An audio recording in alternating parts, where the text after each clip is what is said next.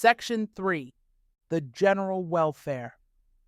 When our founders wrote in the Constitution that the federal government would promote the general welfare, they could not have fathomed a massive bureaucracy that would someday spend $3 trillion in a single year, roughly the sum, combined, spent by the departments covered in this section in 2022.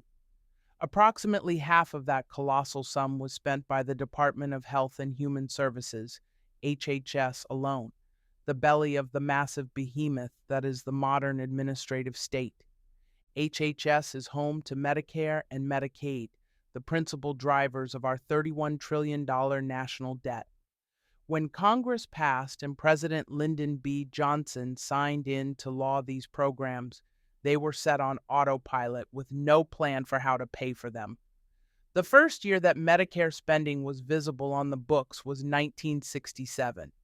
From that point on through 2020, according to the American Main Street Initiative's analysis of official federal tallies, Medicare and Medicaid combined cost $17.8 trillion, while our combined federal deficits over that same span were $17.9 trillion. In essence, our deficit problem is a Medicare and Medicaid problem. HHS is also home to the Centers for Disease Control and Prevention, CDC, and the National Institutes of Health, NIH, the duo most responsible, along with President Joe Biden, for the irrational, destructive, un-American mask and vaccine mandates that were imposed upon an ostensibly free people during the COVID-19 pandemic.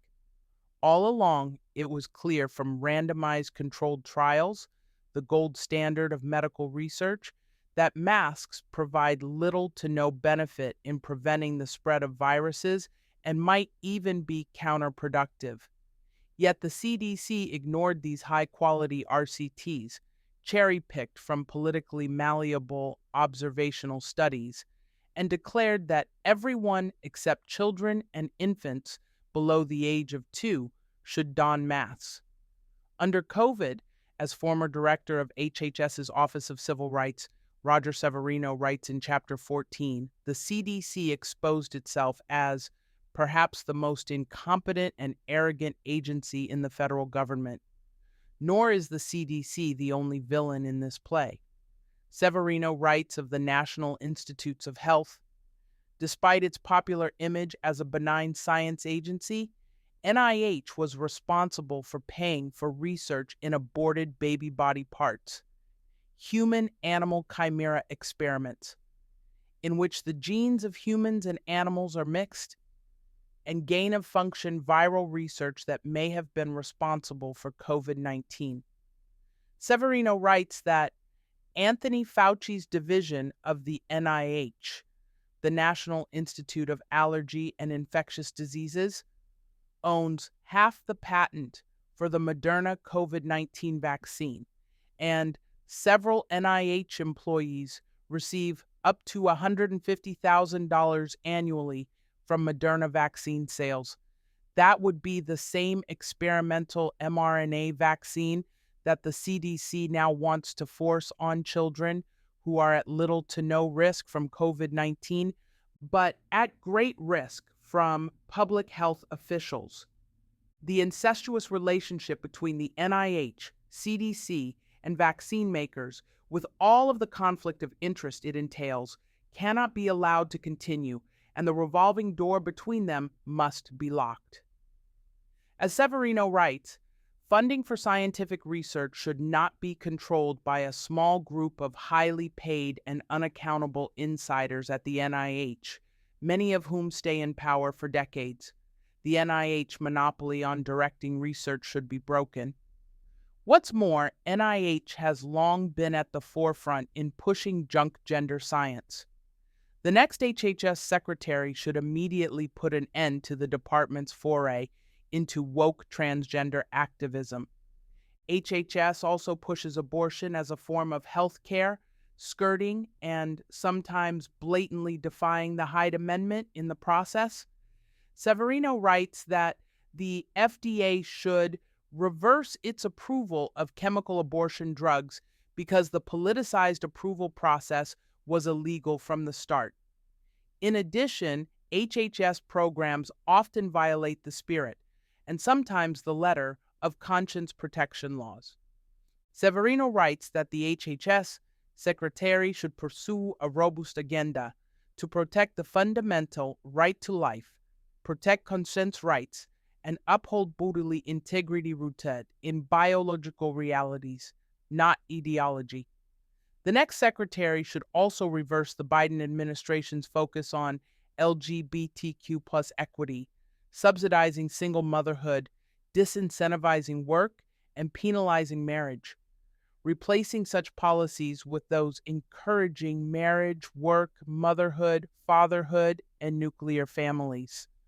If there is another department that has gone off the rails like HHS during the Obama and Biden administrations, it is the once proud Department of Justice, DOJ. As former counselor to the Attorney General Gene Hamilton writes in Chapter 17, the department has a long and noble history. Edmund Randolph, the first Attorney General, took office the same year as President Washington, yet its long-standing reputation has been marred by the Biden administration's abuse of the department's powers for its own ends.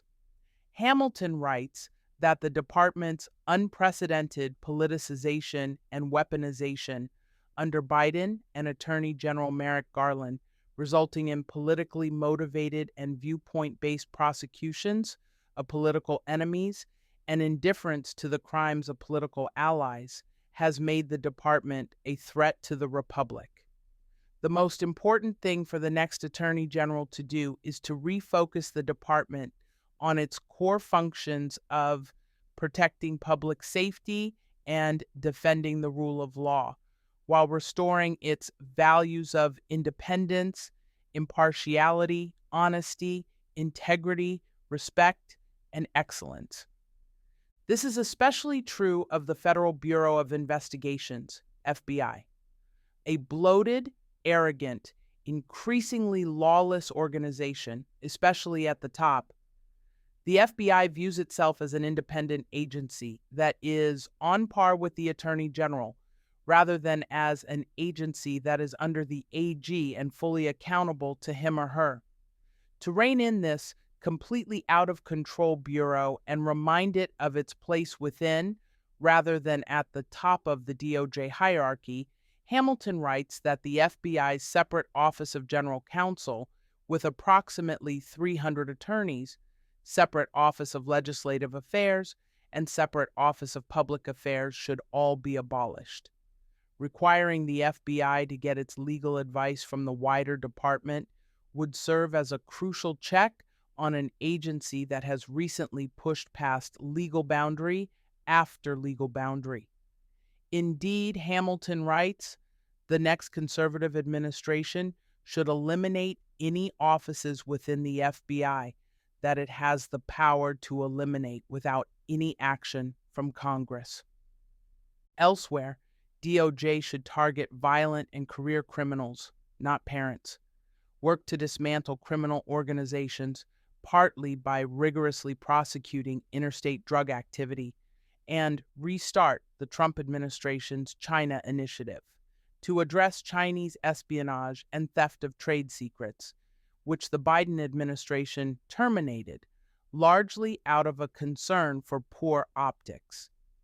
It should also enforce existing federal law that prohibits mailing abortifacients rather than harassing pro-life demonstrators.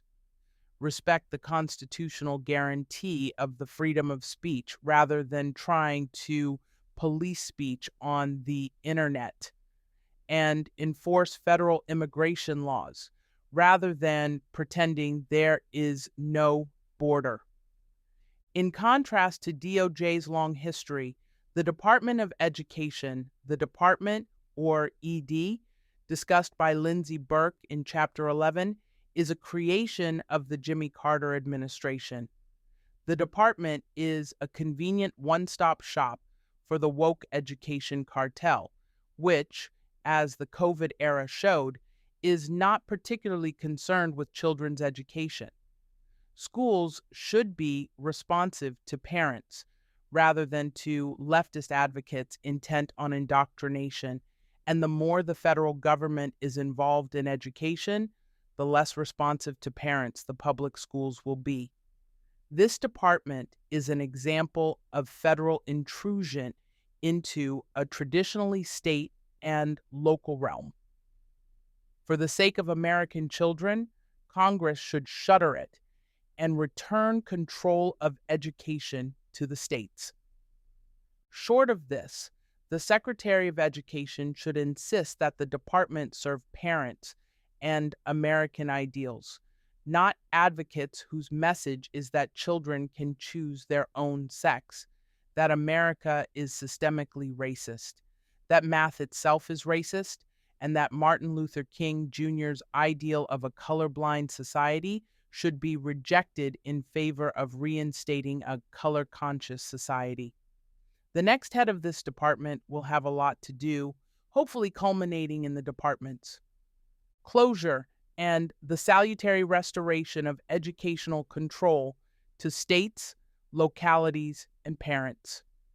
The next Secretary of Energy will similarly have much work to do.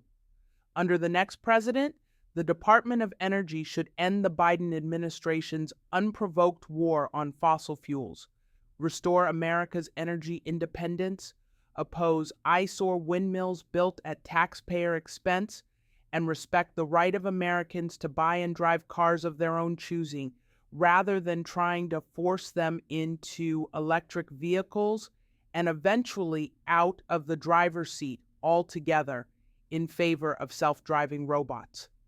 As former commissioner of the Federal Energy Regulatory Commission, Bernard L. McNamee says in Chapter 12, a conservative president must be committed to unleashing all of America's energy resources and making the energy economy serve the American people, not special interests.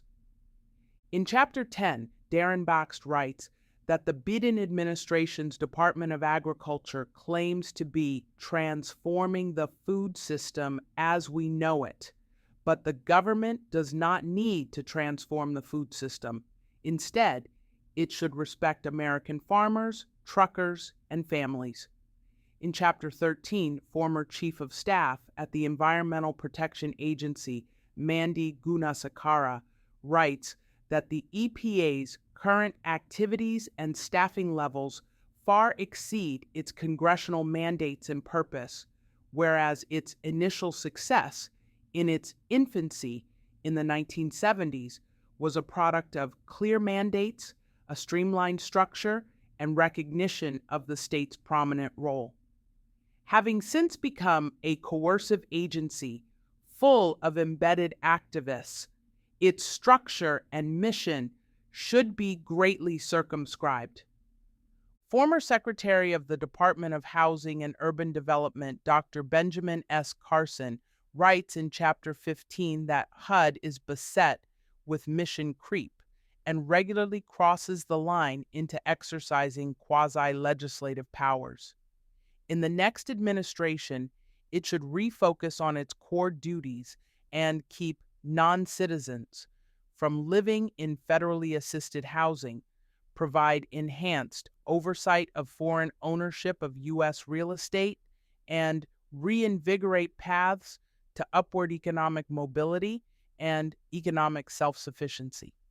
In Chapter 18, former Acting Assistant Secretary of Policy at the Department of Labor, Jonathan Berry, writes that the department and related agencies should pursue pro-family, pro-worker policies to help restore the family-supporting job as the centerpiece of the American economy, in lieu of the current administration's left-wing social engineering agenda, the most assertive in history, which empowers race, gender, and climate change activists at the expense of American workers.